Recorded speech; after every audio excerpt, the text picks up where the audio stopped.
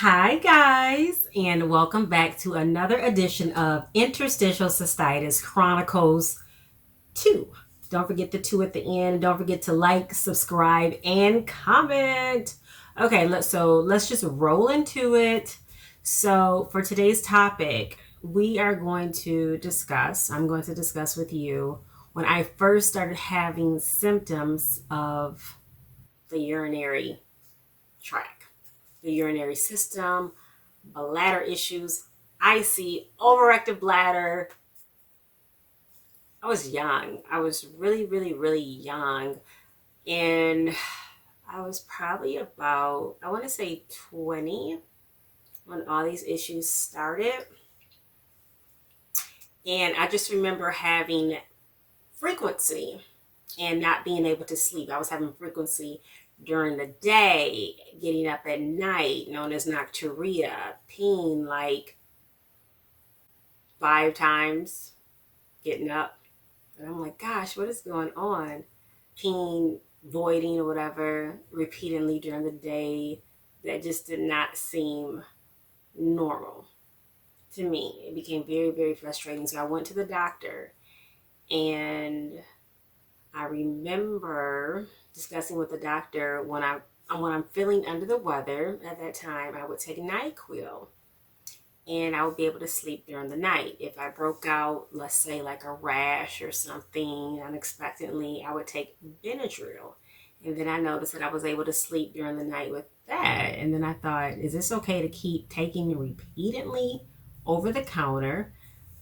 But I do recall being calved and them getting a clean catch sample to check my urine. And I do not like being capped at all, but knowing what I know now when it comes to capping is certain questions that I do ask. Like, for instance, what size catheter are you using? But I cover issues like that in the urodynamics video as well as the hydrodistension video that I had on YouTube if you want to review that. But I just remember them running the sample and them telling me that my urine was clean. I have no UTI, no urinary tract infection, but they're going to send my urine out for further testing. So they're going to send it out as a culture. But in the meantime, I was prescribed microbit, an antibiotic. So I think that was for 7 days. And then they would contact me if something was found and for me to continue to take it. It was either 7 or 14 days. I can't quite remember for me to take the microbit antibiotic. But they were telling me to stop if no infection was found. So no infection was found in the culture, so they wanted me to stop.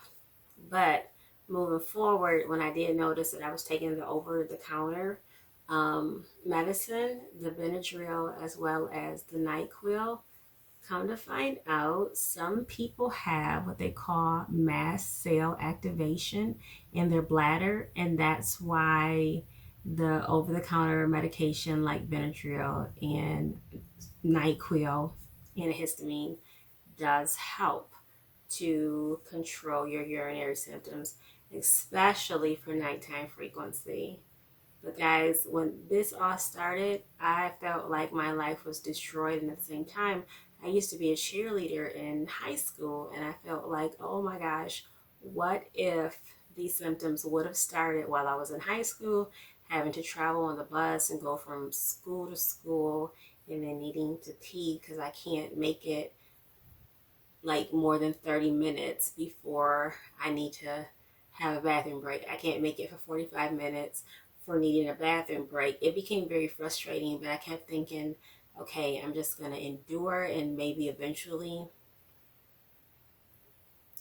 it'll stop. So that's my story for today. And it's kind of emotional because I'm there with you. I know what this feels like, especially when you're first diagnosed with this. You feel like, oh, great, I have a diagnosis. And then it turns into trial and error. So for my next video, I'm thinking I'll go into the different medications that I did try. And Lord knows, I tried so many different medications. along with treatment options and procedures. So for today, signing off, Interstitial Cystitis Chronicles 2. Don't forget to like, subscribe, and share. Peace.